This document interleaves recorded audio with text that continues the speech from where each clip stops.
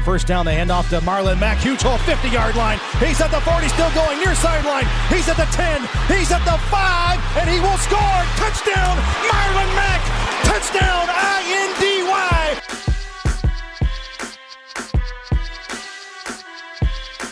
And again, it's picked off. It's Darius Leonard. Leonard with a second INT, and he's streaking down the near sideline. He's at the 40. He's at the 30. He's at the 20. He's going to go. A pick six for the Maniac.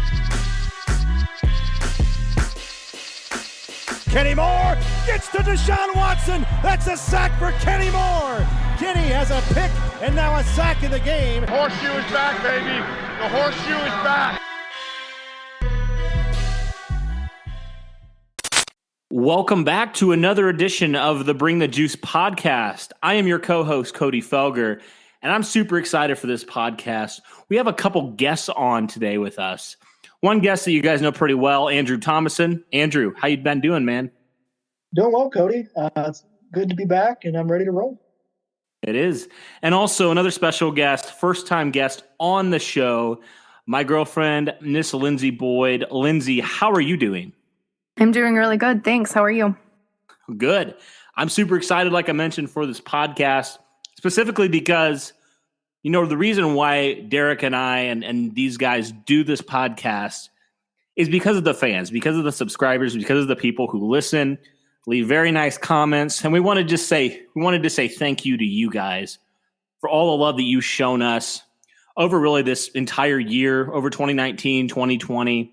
It's been absolutely fantastic, and we feel truly blessed by each and every one of your likes and subscriptions and comments and all that stuff. So earlier today, so we're recording this actually pretty late here on Saturday night, so it'll probably be coming out for you who are listening on Sunday morning or Sunday afternoon, whenever you get to this podcast. But anyway, we wanted to do something and hear back from some of our listeners. And so I, earlier today on Saturday, decided to kind of put out a post on all our social media outlets. So that'd be Twitter, Instagram, Facebook, and even on the channel here, kind of getting some of your Colts questions for us. And it's truly been awesome. Like, Lyndsey was going through all of these, and I think you said we had over 50 questions. And so obviously in this podcast, we're not going to be able to get through all these questions, but the awesome thing is we're going to get through all these questions. It's just going to be in probably 2 segments because there's just so much good content. And we don't want to sell anybody short here on your question. So if your question is not asked tonight, don't worry. We'll get to it on part 2. And I'm not entirely sure when we're going to address part 2, but we kind of sorted it in a way of, you know, when we're recording this podcast, some fresh Colts news has happened within the last few weeks. We want to kind of touch on that. And then there's some more like long-term kind of draft stuff that we'll address in part 2 of hearing back from you guys. And so we kind of structured it that way. There may be a few, you know, different questions, draft questions, stuff like that sprinkled in. But for the majority, it's going to be more of recent things that have happened and how that impacts the Colts today. So this is what's going to happen. Lyndsey's going to read a question, one of your guys' questions, and Andrew and I are going to kind of give our take on these questions and kind of give you our thoughts and our analysis on that. So that's kind of what we're going to be doing today, guys. I'm super excited again, like I said, just to hear from you guys and hear the questions that you guys have brought. I was kind of scrolling through earlier today some of the questions, and I was like, man, this is going to be a really, really good podcast. So, Lyndsey, without further ado, go ahead and start us off with the first question. All right. Marshall Gillikin says and asks, will we trade back up into the first round for a QB, or will we build around Rivers and Brissette?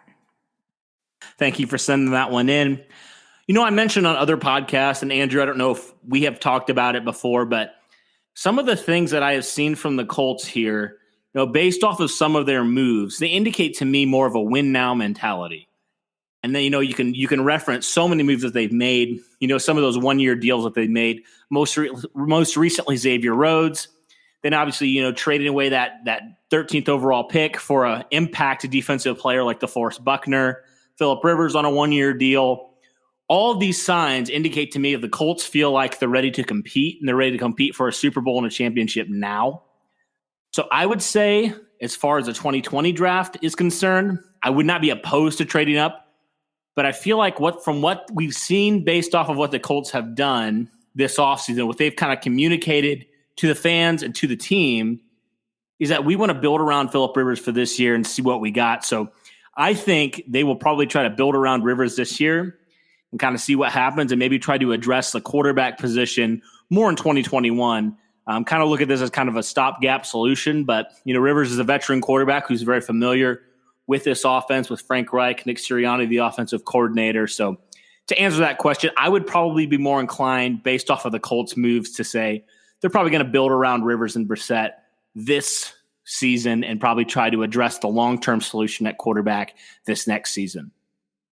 Yeah, I mean, I think you pretty much hit all the key points there, Cody. The Colts, again, to me, the moves that they've made suggest they're in a win-now mode. You mentioned Rivers, Buckner, Rhodes, Sheldon Day as well. I mean, we know the importance of having a long-term answer at the quarterback position moving forward. But like I said, I agree. I think the moves that they've made this offseason indicate that they want to win now. They want to compete for a solid playoff spot and potentially a Super Bowl.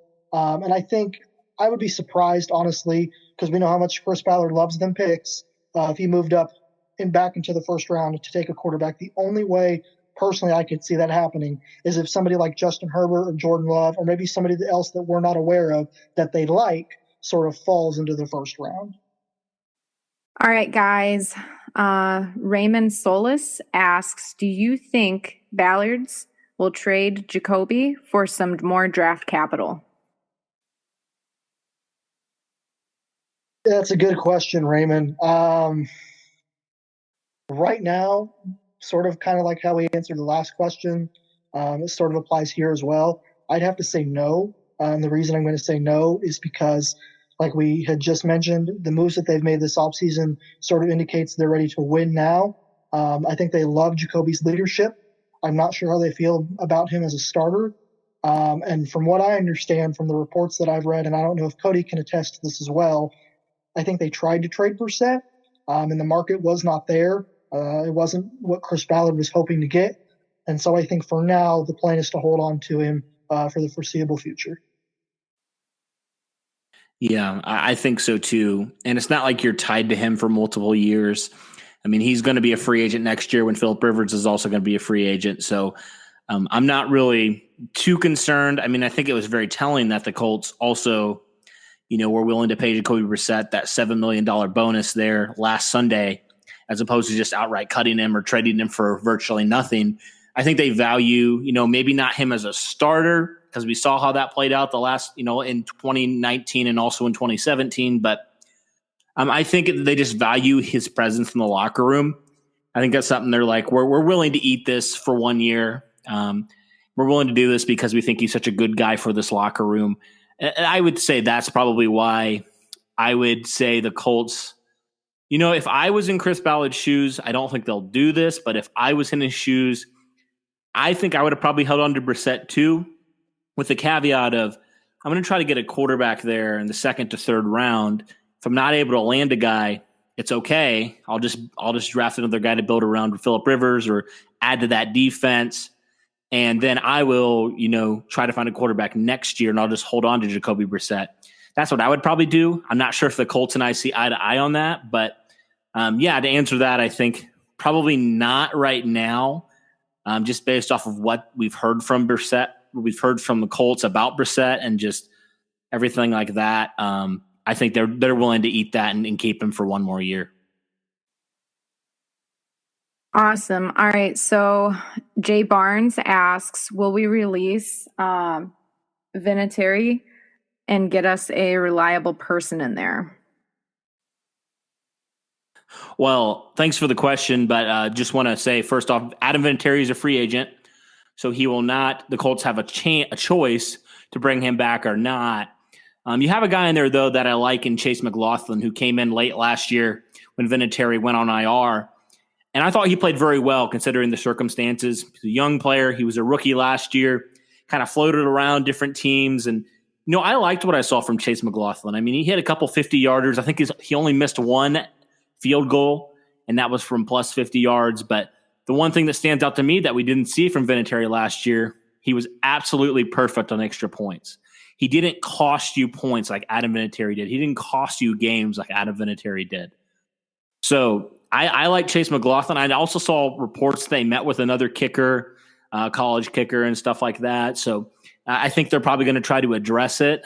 And also, something that Chris Ballard has talked about when asked about Vinatieri, he said he's rehabbing right now. He's kind of going to see what happens. But it just kind of makes sense to me to roll with Chase Mclaughlin and maybe bring another guy in for competition because you can't get much worse than what Adam Vinatieri was last year. It just was an absolute train wreck.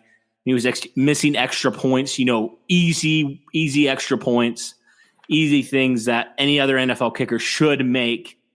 And I just think, I like Chase Mclaughlin a lot. I like just kind of exploring your options there. So I would say kind of roll with that. If I was the Colts, I think that's probably what they'll do there. Yeah, I agree completely with what you said, Cody. I'm a big fan of Chase Mclaughlin as well. He was with the San Francisco 49ers before being released, and then the Colts signed him off of waivers, as you mentioned, late last season. And I also agree that Vinatieri's status as far as health moving forward is going to be a key contributor as to whether or not Chris Ballard feels necessary to bring him back. I mean, maybe he and Frank Reich and the Colts coaching staff really like Mclaughlin, or maybe they feel like they want to give Vinatieri another shot. But with last season sort of being a train wreck, both with extra points and field goals, I just see them moving forward with Chase Mclaughlin rather than bringing back Vinatieri. Yeah, before Lyndsey, you go on to the next question, that just brought up a point, Andrew, that we have talked about before. Just when you get up there in age with anything with sports, when you have a lingering injury like Adam Vinatieri has, it seems like the last 2 years he's had this groin issue. When you get up there in age, it's just so much harder to rebound and so much harder to recover. And those injuries linger longer. And I think this is what we've seen with Vinatieri. So, I would agree with you, Andrew. I think it's time to move on from Vinatieri. As hard as that is, man, because he's been the Colts kicker ever since I watched them and really followed them. So it'll definitely be a huge change there to see Adam Vinatieri most likely not kicking in a Colts uniform next year. All right, great. John Snow asks, are we still getting Clowny? Great question, John. I'd probably have to say no. You look at the amount of substantial moves the Colts have made this offseason, particularly on defense with the signing of Sheldon Day, Xavier Rhodes, and then big trade with that 13th overall pick for DeForest Buckner. I think this is something that Cody and I briefly touched on during our last podcast. Clowney's looking for, from what I understand anyway, a short-term deal to start out and then hoping that he produces well enough to earn a long-term extension. And Chris Ballard, keep in mind, just paid DeForest Buckner $21 million a year over 5 years, and that's a lot of money. We've never really seen him commit that kind of money to a player before. And I'd be really shocked if he was wanting to commit that same kind of money to a second player, even though Clowney can turn out to be a really productive and elite defensive end in the NFL. Yeah, he can. And his asking price is just absolutely nuts for, he's a good player, I would say. He's a above average player. But I just don't think that for the money that he's asking and just up to his career, I don't think he's had double digit sacks at all in his career. And again, I know stats don't tell the whole story. Stats can be very misleading. But for a guy that wants that kind of money, you need a guy that is going to give you double-digit sacks. You need a game changer. You needed a DeForest Buckner type player. I just don't know if Clowney is going to be like that. He's a good player, certainly, but I just don't know if he's worth that kind of money right now. He hasn't played in 16 games, maybe once or twice in his career. So that's something you'll also have to factor in. And I just think you could get other guys, some serviceable guys there that, come a little bit cheaper. Maybe you bring back Jabal Sheard, or you sign Everson Griffin of the Vikings, just a veteran presence in there. You have a lot of options that you could do, but I just don't see the Colts and Chris Ballard, committing to another huge move like that. It seems like he made that big move, but a lot of his moves are more, valued kind of deals at this point. So unless Clowny's willing to come down significantly, I don't see it happening personally. All right. Jeremy Barrett says and asks, do you think Rivers is a good pick up or a flop? Yeah. I personally think that Phillip Rivers is a good pickup, and I'll tell you why I think that. I think Phillip Rivers is a good pickup because, one, he has that obvious connection with Frank Reich, Nick Sirianni. He's familiar with this offense a lot. And two, last year he had an absolutely awful offensive line. I mean, putrid offensive line, bottom feeder type of offensive line. When you go from that to one of the top 5, arguably best offensive lines in the league, I mean, that's significant, especially at this point in his career. He's up there in the late 30s there. He's not very mobile. He's not going to, get out of a lot of sacks. He's not going to pull what Andrew Luck pulled for so many years. I think it's good. I think he's a guy, man, that just for all his faults last year, the facts are the Chargers had one of the top 10 passing offense. I believe it was 6th passing offense in the league. So, yeah, he has to cut down on the turnovers, which I think Frank Reich can help him with. But compared to what the Colts had one of the worst passing offenses last year. The Chargers had one of the best. And so you kind of factor that in. He did that. Yeah, he made a lot of turnovers, but he did that with one of the worst offensive lines in the league. And I just think it's a pretty good connection there. He's got some weapons, and he's got some guys that he can use in kind of different roles. Think Nyheim Hines, Paris Campbell, if he stays healthy, draft a couple guys in the draft. I mean, you're pretty set there with Phillip Rivers, especially behind this offensive line that's one of the best in the league, that keeps their quarterback upright, and a quarterback that can get the ball down the field. The Colts' vertical passing offense, like I mentioned, was absolutely embarrassing last year, was absolutely horrible. But getting a guy like Rivers who can improve that, get T.Y. Hilton more catches, more deep bombs down the field. I mean, the sky's the limit. I actually am really on board with this pick. And like I mentioned, it's a 1-year deal. It's not like you're committing 2, 3, 4 years to Phillip Rivers. If it doesn't work out, it doesn't work out. No harm, no foul. It didn't work out, and you can move on and try to address the quarterback position in the draft next year or in free agency next year, depending on what happens there. Yeah, I completely agree with you, Cody. One thing to note here, I'm looking at Rivers' stats from last season. He had 4,615 passing yards, 23 passing touchdowns, and 20 interceptions. And I know some fans are sort of concerned with the amount of interceptions that he threw last year. However, from what I've heard, and this could just be rumor-based, so I'm not sure, but from what I understand, Rivers was frustrated with the lack of, as you mentioned, Cody, pass protection from that just awful offensive line there in Los Angeles, and he sort of just started throwing things up, hoping that his receivers can come down with it. Whether or not that's true, I'm not sure. But one thing that I think people seem to be forgetting about was the season before, the 2018 season, where the Chargers were 12-4 behind relatively the same offensive line. Here's a really interesting stat, Cody, that I'm just now finding out myself. In 2018, Brewers had 4,308 passing yards. That's close to 300 yards less than what he had in 2019. And he had 32 touchdowns in 2018 and 12 interceptions and 105 quarterback rating. So, I mean, he played pretty darn well. And, I mean, the other thing to note here is the 4,615 yards that he had this past season in 2019, that shows that he can still throw the ball down the field. You don't throw for almost 5,000 passing yards and not still have quality arm strength and be able to throw the ball down the field. So I'm really on board with this. Like you said, Cody, you're not committing to him long term. It's a one-year deal. So if he doesn't come in and perform well, it's, we let him go. But I really, really like this move, and I'm excited to see what the Colts do this year. Awesome. John Nielsen asks, do you believe that Rivers will raise his game to another level given that he's on a much better team than last year?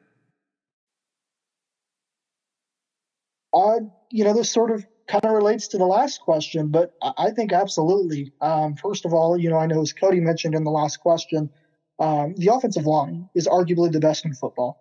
The running game was top 10 last year. You have Marlon Mack. You have Nyheim Hines, who can sort of fill that Austin Eckler type player role that we saw Rivers have a lot of success with last season in Los Angeles. The weapons may not be there in terms of the quality, I suppose. You had a Keenan Allen and a Mike Williams and a Travis Benjamin and a Hunter Henry, whereas in Indianapolis, Jack Doyle, T.Y. Hilton, Paris Campbell, Zach Pascal aren't really up to the same level as those guys are. That being said, I think the Colts are going to use a lot of their resources in the draft, or at least some of them, to address those needs at the wideout, help Rivers, maybe get another big-bodied receiver to replace Devin Funchess, who signed with the Packers recently, because we know Rivers has had a lot of success with throwing up to big-bodied receivers. Mike Williams is the name that comes to mind for me. But, yeah, I think Rivers is going to have a great season. And I go back to what I said earlier about the amount of passing yards that he had this past season. There's no doubt in my mind that Phillip Rivers can still play. And although the turnovers might be a concern, I think with Frank Reich and this Colts coaching staff behind him and the amount of experience he has with running this kind of an offense, I think he's going to have a better year than most people believe. Yeah, Andrew, I agree with what you said there. I think you make a lot of good points there with Phillip Rivers, and there's a lot of factors there. And, quarterback's such a unique position where there's so many factors that have to happen for you to have a good season. Your offensive line obviously has to protect you, unless you're Andrew Luck, of course. Your receivers have to catch the ball. You have to have a decent running game to support you. All these things have to happen. And if one of those things is out of whack, it throws off your entire offense. I don't care how good of a quarterback you are. Eventually, it's going to catch up with you. And so, with Rivers, I think that he has a good supporting cast now. He knows the offense. If the Colts address, you mentioned in the draft, the receiver position, tight end position, they give him some weapons. I think the sky's the limit for Phillip Rivers. I think he's a guy that he's such a fiery competitor. We saw that for years, especially when he came down and beat the Colts back-to-back years. He's just such a fiery guy and such a fiery competitor. And he's a guy, man, that I'm excited to have in that locker room, because Chris Ballard mentioned last year there was such a lack of accountability, a lack of friction, he called it. And Phillip Rivers is a guy that's not going to let guys settle at all. And, I love Andrew Luck and I love Jacoby Brissette, but, let's be real. They weren't fiery motivators like Phillip Rivers is. He's one of the most colorful quarterbacks in the league. And, it's just absolute. I'm super excited. I am really, really excited to see Phillip Rivers in this offense with Frank Reich and kind of seeing what he does. Because I agree with you, Andrew. I think he's going to surprise a lot of people in terms of his production here. I think he's going to have a better season than a lot of people had predicted. I think there's a lot of factors, like we already mentioned, that go into that. Awesome, guys. Okay, so James asks, what are your thoughts on the decisions from Frank sticking with Vinny and then standing behind Jacoby and now releasing Ebron?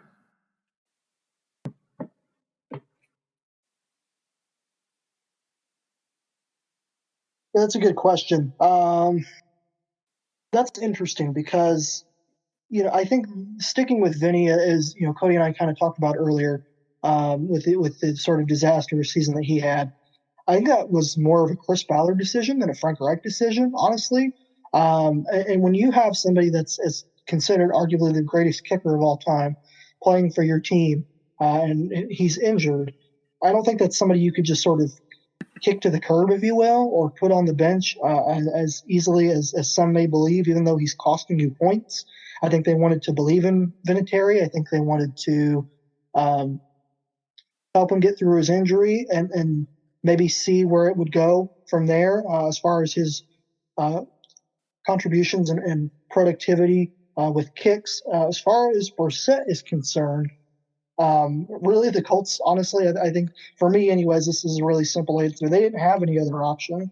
Brissette, yeah, the passing game was just horrid last season. He didn't really take many shots downfield, but your backups weren't any better. Chad Kelly had issues off the field, and Brian Hoyer, my gosh, that Miami game just gives me nightmares, honestly. He needed to stay on the bench, honestly, and What was the other part of the question? Oh, with Ebron. I'm sorry, Ebron. Yeah, there are sort of mixed opinions about whether Ebron gave up on the team or whether the Colts asked him to play hurt. To me, it doesn't really matter. When you compare his first season with Andrew Luck, the 13 touchdowns, to this past season, he wasn't as productive, regardless of whether that was due to injury or not. I don't think it makes that big of a difference, and I think Chris Ballard was just ready to move in a different direction.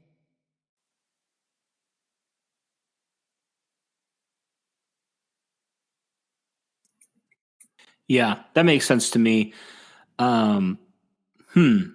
So you touched on a lot of those, Andrew, so I won't, continue to beat a dead horse here, but I think for me, yeah, this is interesting. It's a very interesting topic. A couple different topics there that I kind of want to dive into. But yeah, so in regards to, I guess, Vinatieri first, Chris Ballard and Frank Reich kind of were talking about, they brought some kickers in when Vinatieri was struggling last year. And they basically said, we brought those kickers in, and in practice, Vinatieri was absolutely nailing the football. Like he was fantastic in practice, and they were trying to figure out what's going on. They felt confident. They said he's outperforming all guys, so we're going to stick with him. And it's something, man, where you have, the greatest of all time, like you mentioned, the all NFL points leader of all time. Like, what else are you going to do in that situation? It's just such a hard situation, especially if you feel like he still can do it. He thinks he can still do it. It's just such a hard situation to, hindsight's 2020. I probably would have tried to address it more than they did, but, it's just something where it was such a weird situation with Vinatieri struggling. That's something you haven't seen from him. And so you can always, he's the greatest of all time, right? He always bounces back. But for this point, he didn't do that. And it was just weird. It was just an odd situation. As far as Jacoby Brissette goes, I think you touched on it, Andrew. I don't want to touch much on this one because I felt like the Colts didn't have any other option at that point. Your starting quarterback retires a few weeks before the season starts. What else are you going to do? You have to ride it out with him. And then with Ebron, yeah, I just think it's something where, based off of what we've heard from Chris Ballard, especially, it seems like Eric Ebron kind of quit on the Colts. And that's something, man, with when you're losing, when things aren't going well, I think that truly shows the character of your team. I don't want to point fingers or anything, but it just kind of was a weird situation. It didn't seem like it was a good one as far as Eric Ebron is concerned. So the Colts are just they moved on, obviously. Eric Ebron's found a new home, so wish him all the best, and hopefully the Colts can find a replacement for him this upcoming draft. Great responses, guys. Just Do It Bell 32 asks, do you think there are other moves to be made in free agency? And if so, who would they be?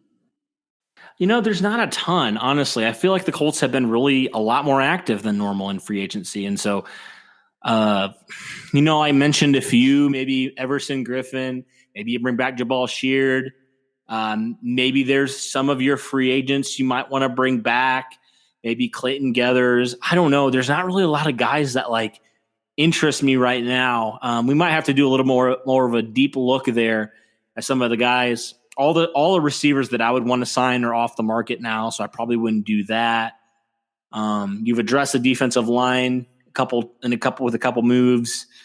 I don't know. Maybe if you can find some veteran offensive linemen to kind of give you some depth there, maybe I'd be on board with that. But it's just the market, it's just there's so many guys off the market now. It's like I don't even know who I'd really even want on the Colts at this point. I don't even know who would really make an impact. And so maybe Everson Griffin if you're making me choose one. But yeah, that's about it for me. Andrew, do you have anybody else that you kind of think would interest you that's still sitting there as a free agent? Yeah, like you, Cody, I'm a fan of Everson Griffin and wouldn't be opposed to Colts bringing him in. As you mentioned, the wide receiver market has sort of dwindled down over the past few weeks. Not to say that there aren't any quality or maybe players under the radar, if you will, on the open market. But to me, as you mentioned, the Colts made a lot of splashy moves. They've been a lot more active than in years past. And I think their best bet is to use that draft capital that they do have and put it towards positions of need in this upcoming draft. Carter Davis asks, who else are we thinking of signing this offseason to go along with Rivers, Buckner, Rhodes, and Day?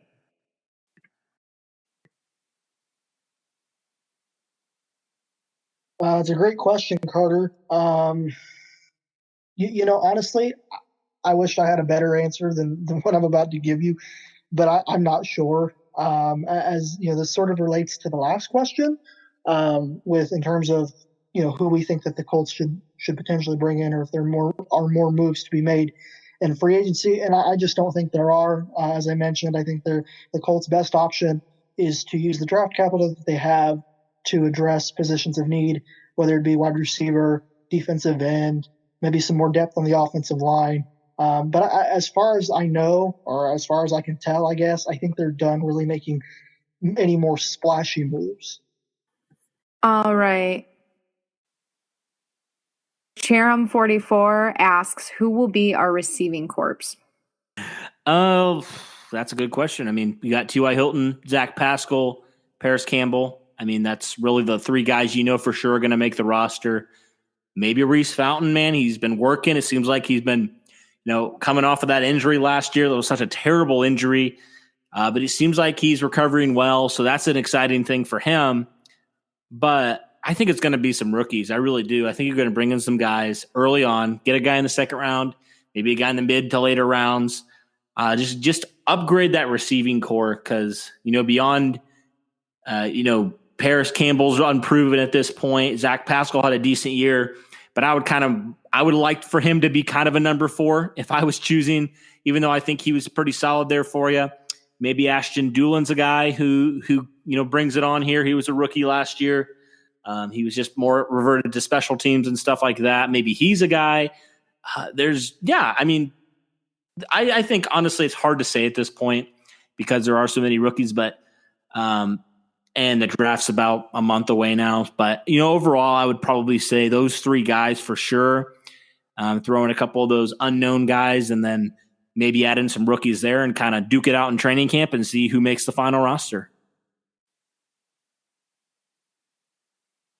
Yeah, I don't have a whole lot to add. I completely agree, Cody. I think it's going to come down to the guys that we typically saw last season and then a couple of draft picks, a couple of rookies coming in to compete for that starting roster.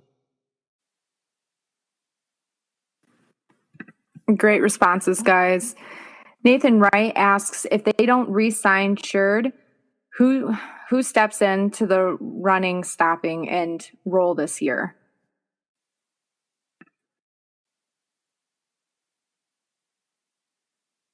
Yeah, that's a good question. I think this is something that Cody and I have briefly addressed on previous podcasts. Sherd, although has been a quality run-stopping defensive end for you, you do have Justin Houston. You do have Kamoko Toure, Tyquan Lewis, Ben Banigou, and others that maybe I can't think of it off the top of my head at the moment. But you have plenty of depth on that defensive line. And although they might not be run stoppers first, they're still part of their job is to stop the run, if that makes sense. And so I don't think they're really looking for a specific kind of player, maybe an Everson Griffin to come in and fill that Jabal Sheard role. I don't know. Cody, what are your thoughts? You sign a guy like Griffin. I love Jabal Sheard. I think he's been one of the best, arguably one of the best defenders on the Colts ever since he was signed in 2017. But if you can get a guy like Everson Griffin, who's about the same age, and it gives you more upside in terms of pass rushing, I'm all for it. I think he's a guy that, one of those guys I think you probably should bring in. Whether I think Sheard's probably going to be cheaper, but Griffin offers you, like I mentioned, more in the pass rush department. So, I think you probably should bring one of those guys. And also, man, DeForest Buckner, we always talk about how good of a pass rusher he is. He's an elite run defender too.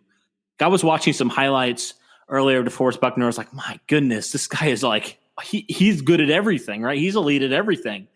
That's probably what I would do there at that one. Awesome. John Puppetman asks, what's the future for Adam Vinatieri? Will he be released or retired? Well, he's also a free agent, so he won't be released for sure, but that's a good question. That is the question. Will Adam Vinatieri come back for another season? Like I mentioned earlier in the podcast, Chris Ballard said he's had conversation with Vinatieri, and he's going to go, continue to work through rehab, continue to rehab from that injury last year, kind of see how he feels, and then go from there. But that's really all the news we have right now on Vinatieri. So I don't really feel like we need to answer this one because we already kind of addressed it. But we can just move on to the next one, Lyndsey. I can answer this next one first. All right. Timothy Gerbig asks, after the recent move the Colts have made, is there a realistic chance they will draft a wide receiver at both 34 and 44, or possibly a combination of a wide receiver and a tight end? Yeah, I really like the wide receiver and tight end combination. If I was choosing between wide receiver, tight end, I would probably go wide receiver, tight end. You got a guy like Cole Kmet, who is just a fantastic all-around player. I watched him at Notre Dame. I can tell you that he's awesome, and I would love to see him in a Colts uniform. Or you got some other receiving threats, Bryson Hopkins, and then there's some other guys there that I like. The two Indiana guys there I wanted to kind of point out. But yeah, overall, I would like wide receiver, tight end, because a lot of people argue that wide receiver is the biggest need. I'm almost inclined to say tight end is almost as big a need, if not more, simply because I feel like you've invested more resources at this point into your wide receiver group, and you kind of know who your top three wide receivers are ideally going to be next year. You at least know three guys who are going to be on your roster. But beyond Jack Doyle, like Mo Alley-Cox is such an unknown at this point. I mean, he's a physical freak, good run blocker, but he just hasn't put it all together yet. So you just have no idea what you're going to get from him. And the Colts just do not have, with Ebron not coming back, they don't have a guy at the tight end position that scares you. If you're a defensive coordinator planning to play the Colts on Sunday, they don't have anybody right now. There's not a guy that you're like, okay, we need to double team him in the red zone. We got to watch out for him. We got to make sure that he doesn't beat us. Jack Doyle, I love Jack Doyle. I'm a big Jack Doyle guy. But let's be real, he's not a guy that's going to scare you vertically. He's just not. And that's just not his game. And I think the Colts just need to add a guy like that who can do that, kind of fill that Eric Ebron role, a red zone threat. Phillip Rivers, like you mentioned, Andrew, he's a guy that loves to give his receivers and his tight ends 50-50 balls to go up and get it. And I think just bringing in a big wide receiver and also a big tight end, I'm all for it. I absolutely am. As am I, Cody. I think you pretty much hit every point there. Yeah, if I had to choose, I would go with wide receiver, tight end as well. You mentioned the starting wide receivers. I think the Colts, within the last several years, have invested quite a bit of draft picks in free agency as well to address the wideout position. I think that they could potentially, sort of in a shocking twist, if you will, I think they could take a tight end at 34 and then wait to take a receiver at 44, because I'm with you, Cody. I think you could make an argument that tight end is a bigger need than wide receiver because, as you said, Jack Doyle doesn't really scare you vertically. He's more of a run blocker, a solid pass catcher, but more of a run blocker. And Frank Reich loves the tight ends, and if he can get somebody in the draft that can stretch the field vertically, I think it's going to significantly enhance this Colts offense in 2020. Luke Larrymore asks, do you think T.Y. Hilton is still able to be the number one receiver this year?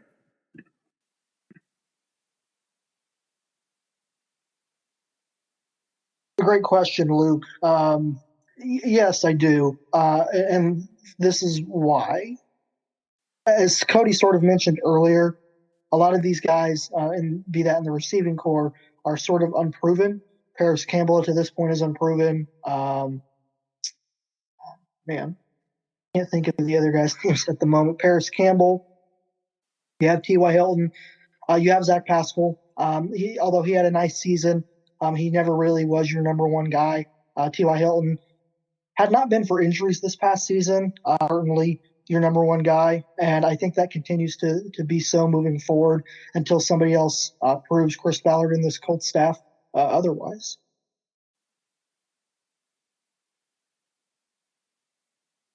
Has been the Colts receiver really ever since he was drafted. He's got to be your number one receiver. You have so much unknown there at receiver right now. If T.Y. Hilton can get back to staying healthy, he can definitely be a threat. I mean, he had some games last year, even though it wasn't his best season. It was kind of a down year for T.Y. Hilton in terms of production, and also just he was injured a lot. Didn't have an elite quarterback throwing in the ball, so his stats were down.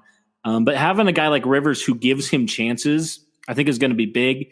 I don't think we've seen the last of T.Y. Hilton, though. I think he's such a competitive guy. And now giving him a guy that's going to give him chances, I think T.Y. Hilton's going to love it. So I have faith in T.Y. Hilton that he's going to bounce back. We saw it in, I believe it was 2017 with Jacoby. It was one of T.Y. Hilton's worst seasons. It was one of his only seasons beyond this last season that he didn't have 1,000 yards. He was super close, but he didn't have it. And that was elite T.Y. Hilton. And so I think that he's due for a bounce back year. I really do. And I'm excited to see if how and when Phillip Rivers gives him chances to go make plays and if he can still do it. Damon Diaz asks, what is Ballard's window to win? And then he continues to say, y'all marked a good point in last podcast about Ballard's seasons. I know his situation has been much more challenging than others in past GMs, but can he have another losing season? Thank you for sending that one in, Damon. So I think that to answer the first question, Ballard's window is this year. He's shown he's all in for this year. He believes that he has a good core of young guys, adding in Phillip Rivers, adding in a few more defensive guys. I think Chris Ballard's ready to win now, and he's got a draft to also help out his team. And so I think his window is this year. But I've mentioned this on previous podcasts. If it doesn't work out this year, if it all blows up in his face, he's still got a pretty nice young core there. I mean, the last couple of years, all of his drafts have netted him some good young pieces on either offense or defense. And so I think the Colts are in good shape either way. But I think Ballard thinks that, there was obviously every part of the Colts had flaws last year. They didn't make the playoffs for a reason. But now you added a Forrest Buckner, an elite 3-tech, which 3-tech I would argue was your worst position, your worst production from any position on the defense last year. You turn a weakness into a strength there. With the quarterback position, I would argue that was one of your weaknesses there. And you think on paper that you added it to be a strength potentially there with what Phillip Rivers has done in his career and just the overall passing offense that he provides for you there. So I think these moves definitely are something that Chris Ballard says, we're ready to win now. But in regards to the other part of that question, it really has been such a crazy, crazy thing for Chris Ballard and his tenure. Just think about it for a second here. 2017, he's given a lame duck coach in Chuck Pagano. He doesn't get to choose his coach right away, which is kind of odd for a GM. But he has to roll with a lame duck coach for 1 year. They win 4 games. Not a good football team at all. He basically has to release half of the team pretty much.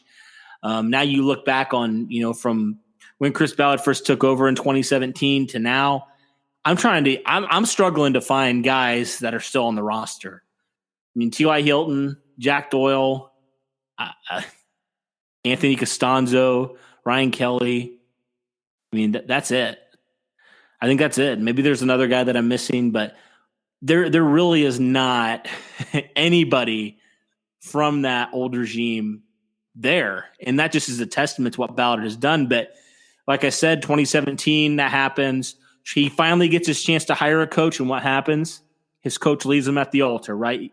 Josh McDaniels agrees to a deal, and then it says, see you later. I don't want to come to Indianapolis. Psych. And then obviously Edwin Jackson, that incident that happens that same season, right? Within a week, that all happens. And Chris Ballard has to weather that.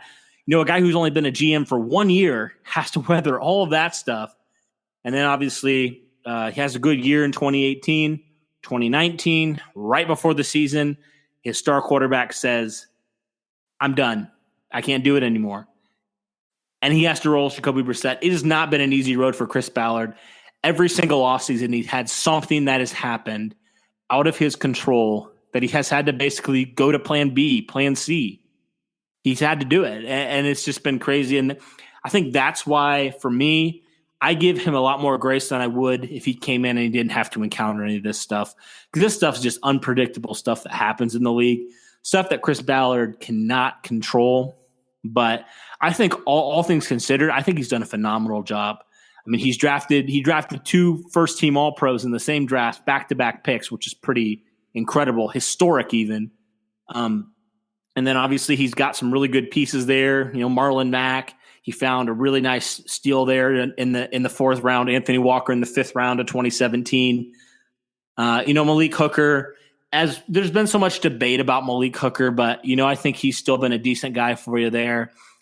And there's just other guys, that the Colts have added that have provided a lot of good stuff for you in the draft. And so overall, I think that Chris Ballard has done a phenomenal job given the circumstances that he's been put in a lot of times. And I'm definitely excited to see what happens now if everything goes the way that it should. And Chris Ballard finally has an off season where he doesn't have to deal with something crazy like that happening. 100% agree with everything you said, Cody. I'm not really going to spend too much time addressing the question because I think you hit on a lot of key points that I was going to. Everything aside that Chris Ballard has been through, I give him an A+. I really do. You mentioned the amount of draft quality players that he's drafted since his tenure here in 2017, drafting Darius Leonard and Quentin Nelson, 2 first-team All-Pro players, the first time since, I believe, Dick Butkus and Gale Sayers of the Chicago Bears. So you could certainly call that historic.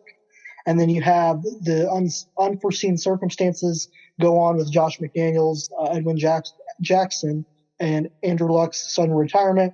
Obviously, those things are out of his control, as you mentioned.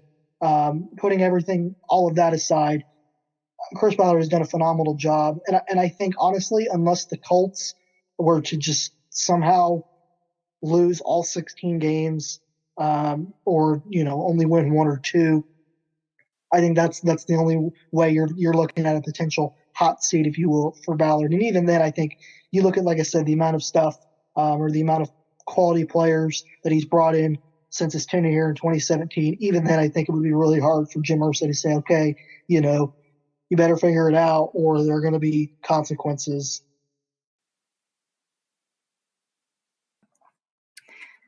Emilio Jimenez asks, is Kamoko Toure ready to fill in Sheard's shoes? And how many bad games does Rivers need in order for the Colts to put Jacoby back out as starting QB? That's an interesting question. Barring, another awful unforeseen injury from Kamoko Toure, I think he's ready to fill that role. I think we've seen flashes of him during this past preseason. We saw, I think the season before, he had multiple sacks in a game, and then overall was extremely productive as well. I don't think he's as an elite run stopper as Shear, but as far as the pass rushing element, absolutely, I think he's capable of filling those shoes. I think he's sort of one of those Colts that, like I said, if he stays healthy, is sort of flying under the radar. I don't think enough people are talking about how solid and how good of a player Kamoko Toure can really be. And then to answer your second part of the question, with Phillip Rivers and how many bad games he has to have before he gets put to the bench, that's a question that I haven't really thought of, honestly. I think it has to be honestly horrid. I think you have to. I think you have to have something similar to what you had last year, a passing game that doesn't scare any opposing defense.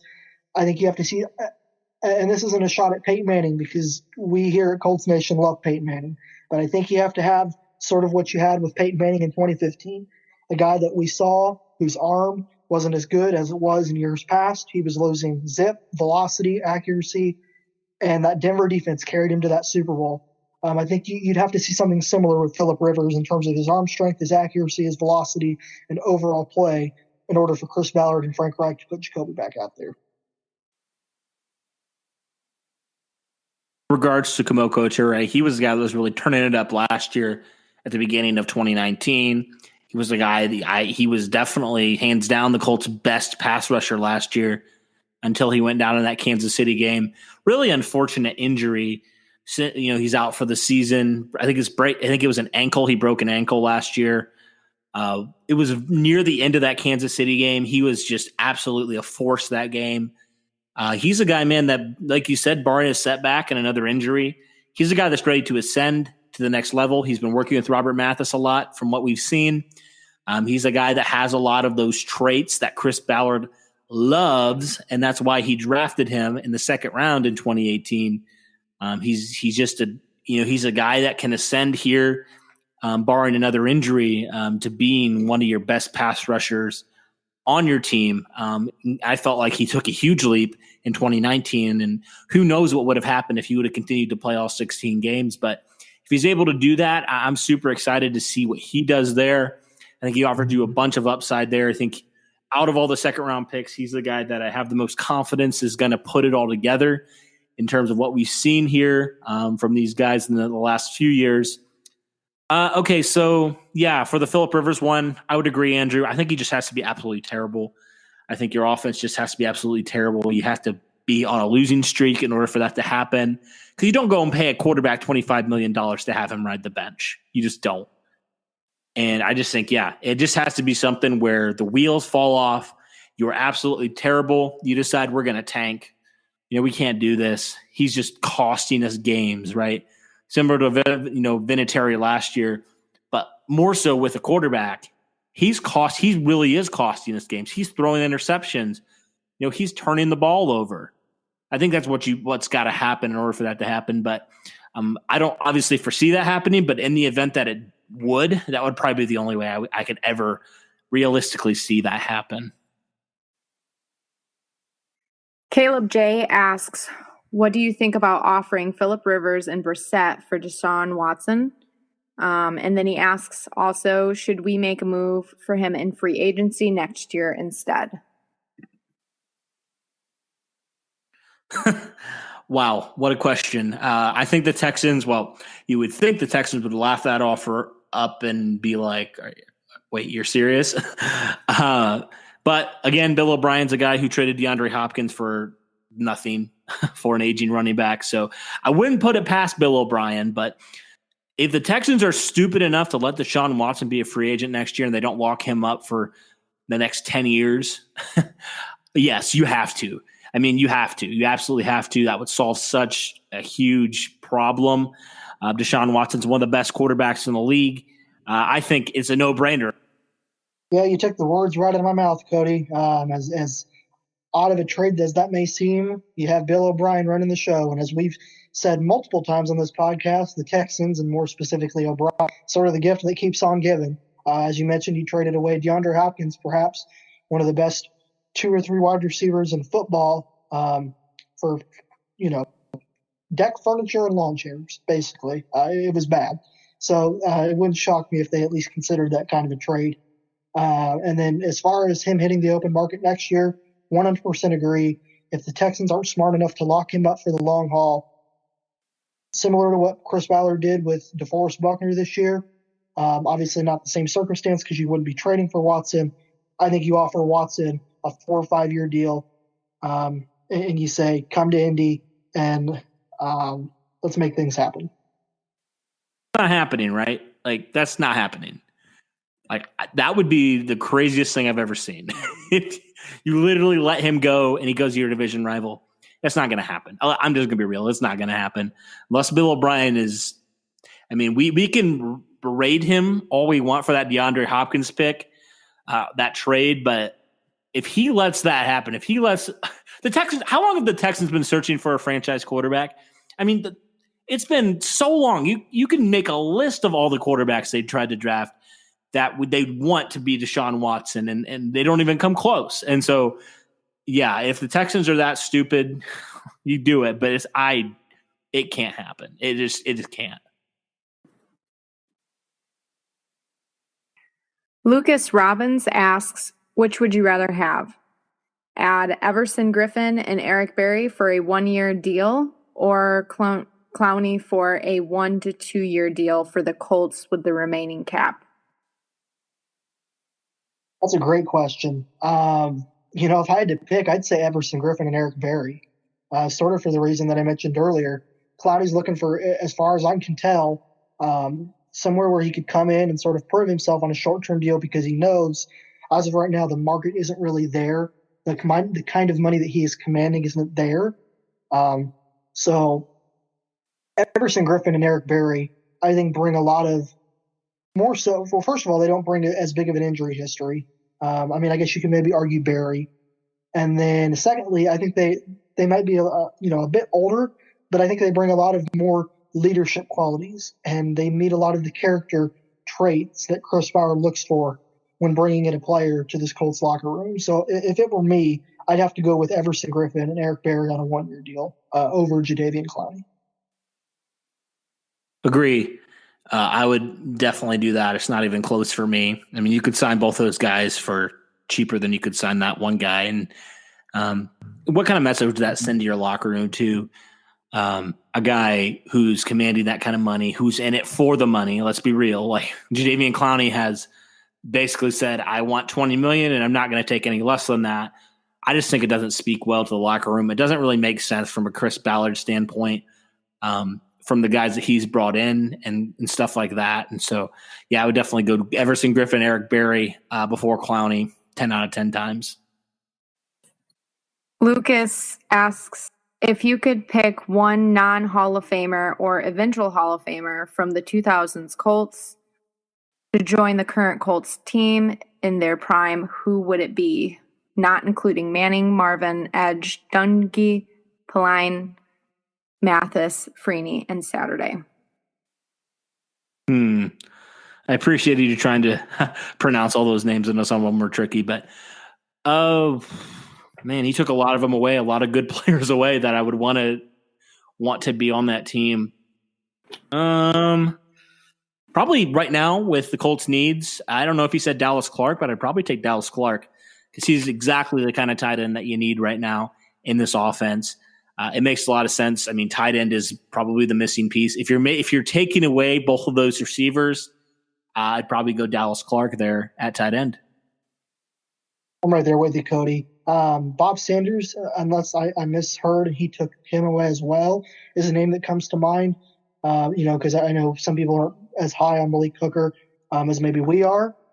So maybe Bob Sanders is a guy that could come in that typical scenario and replace Hooker. But other than Sanders, I would definitely go with Clark, seeing the major need at a tight end that can vertically stretch the field. Dre asks, do you think it would make more sense to trade Brissette if a QB is a drafter, effectively making the new franchise QB and Chad Kelly the backups and saving cap space in the process? That's a great question, actually. And I'm not sure if it would necessarily be easier to trade away Brissette, just because, as Cody and I touched on earlier, we're not really sure if the market's there for him in terms of trade value. And we know how much Chris Ballard is high on Brissette in terms of his character and the amount of leadership he brings to this Colts locker room. So he's not just going to trade him away like Bill O'Brien did for deck furniture and lawn chairs, basically. We know that much. That's how much Jacoby Brissette means to this team and this organization. But if the Colts were to draft a quarterback in the second or maybe even third round, that to me, speaks, okay, we believe in this guy. We think if he sits behind Rivers for a season or two, because remember, Rivers did say that he was wanting to potentially play past this 2020 season. So if indeed that does happen, you combine that with drafting a quarterback. I guess that would make the draftee the backup to Rivers and then Chad Kelly behind the drafted quarterback. And then you would obviously trade away Brissette. That to me would make sense. I could see that. Yeah, I could see that too. And that was the reason why I said earlier in the podcast, The reason why I think they have Brissette is if they don't get a quarterback, they would just keep him and roll with him for another year. But if you do get a quarterback, and let's say in this scenario you do draft a quarterback second or third round, maybe even later, and you feel like he's a guy that you want to rely on, you want to be your backup. I mean, if you trade Brissette, I believe it's like over $10 million. I don't know the exact numbers there, but as opposed to just outright cutting him, I think you save a couple more million there. So I would definitely trade Jacoby Brissette. I know that Chris Ballard has been adamant that he wants to make sure Brissette goes to the right organization. I mean, that's the kind of respect they have for Jacoby Brissette. But for me, you save a lot of money. You have a lot of money tied up in your quarterbacks right now. You really do. I think you have one of the maybe the most money tied up into your starter and backup quarterback, presumably. But if you do draft a quarterback in this scenario, I would definitely trade Brissette. You save some cash. It can allow you to bring back some of your own guys. Maybe that's Malik Hooker, bringing him back, re-signing him. Ryan Kelly, Marlon Mack, one of those guys next year. So I would definitely do that. If I had the choice, I would definitely do that. If in this scenario, if you do draft a quarterback there early, or you feel like you drafted a guy a little bit later that you feel like can be that starter, be that backup, a guy you want to develop a little bit. Carl Chamberlain asks, how do you think Ballard is going to bolster the offense? And are there any good fits for free agents still on the market for the offense? Yeah, good question there. Man, we just touched on all the receivers that I would be interested in. Maybe like Geronimo Allison's one guy, maybe, but I'm not really like, if he couldn't do it with Aaron Rodgers, I don't know how much I'm interested in bringing him in. But yeah, as far as the offense, nobody really stands out. I think you'd be better served to just draft some people. I think the Colts probably should address, at least with 2 of their 3 picks, at least tight end, wide receiver. So I would definitely say all signs are pointing to the Colts doing that in the draft. So that's probably where I would see them going there to address the wide receiver in this offense. 100% agree with you, Cody. I don't really have anything else to add. Lyndsey, whenever you're ready, you can go ahead and move on to the next question. Believe Blue asks, with the roster getting bolstered in talent for a win now mode, how many and what changes would you make if 2020 ended in missing the playoffs? Oh man, that's a really intriguing question. Thank you for that. If I were in Chris Ballard's shoes, honestly, it'd be really hard for me personally to know what changes I'm making based on. I think it would come down to how well, first of all, you start with the quarterback, and then how well your receivers are. If you bring in maybe a couple of rookies and they don't perform as well, expect them to. Maybe they take a back seat, if you will, and they take some time to learn. And then maybe you have some defenders that don't play as well. The Xavier Rhodes signing, for example, if that doesn't pan out, that's a 1-year deal. Same thing with Sheldon Day and Phillip Rivers. Obviously, if he doesn't pan out or doesn't play well, you're not tied to him long term. But it's hard for me to see what kind of changes I'd make without really knowing what both the offense and defense looked like production-wise in 2020. Yeah, you touched on good points there, Andrew. To add to that point, I think for me, it really depends on why you miss the playoffs. And you touched on that, Andrew. Is it the quarterback play? Is it the defensive play? And if it is, what position do you need to address? And really how, and also, it ultimately comes down to how did some of these things happen? How did some of these work out? And also some of those guys that could have potentially been there at 13, was it worth trading away 13? That's something you need to consider going to the next year's draft. And certainly, I think regardless of if you go best case scenario, you're one of the best teams in the AFC, or worst case scenario, you miss the playoffs. I think regardless of what happens, you still need to address the quarterback position.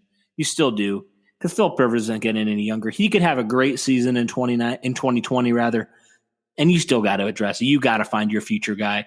And I think, it really doesn't depend, it really doesn't matter, I guess, for me, whether or not that happens. But in the event that it does happen, I think maybe you cut ties with some of those guys who are getting a little bit up there in age. If they start to fall off, or if there's some guys who haven't really performed up to their draft status, maybe you start seeing some of those guys going other places. Colts trying to fix some of those positions, but it's really tricky for me to say right now as we stand here a month out before the draft, and the Colts and all these guys that they have signed haven't played a snap of football yet. So, yeah, that's probably where I would go to. Caleb Green asks, what do you think the best way for the Colts to address the wide receiver issue? Free agent, draft, or trade? Yeah, we just touched on this one. Probably draft. I don't know, Andrew, did you see, you probably did, Brandon Cooks of the Rams? He tweeted out, free me. So that would be an interesting one that I would look into maybe. I don't know what the Rams would be asking. Heck, I think he got traded away from the Patriots for a first-round pick, so definitely not willing to give that. But if the price goes down for Brandon Cooks, mid-round pick, I would do it. But probably and most likely the Rams are going to want something more. So I'd probably just stick with the draft there. Yeah, I completely agree 100%, Cody. As we mentioned earlier, I think the Colts their best option is to draft some wide receivers or a wide receiver. The thing with Brandon Cooks is I did see that. As you said, he's probably going to command a first-round pick, or at least that's what the Rams are going to try and command out of him, considering that's what they traded for him. And Chris Ballard trading away a first-round pick for DeForest Buckner. It just sounds unrealistic to me for him to fork over another first-round pick in next year's draft to get a guy in Cooks who, although is considered among the best and elite deep threats in the game, I could argue, or we could make an argument, that we already have several guys in that, like a T.Y. Hilton and a Paris Campbell.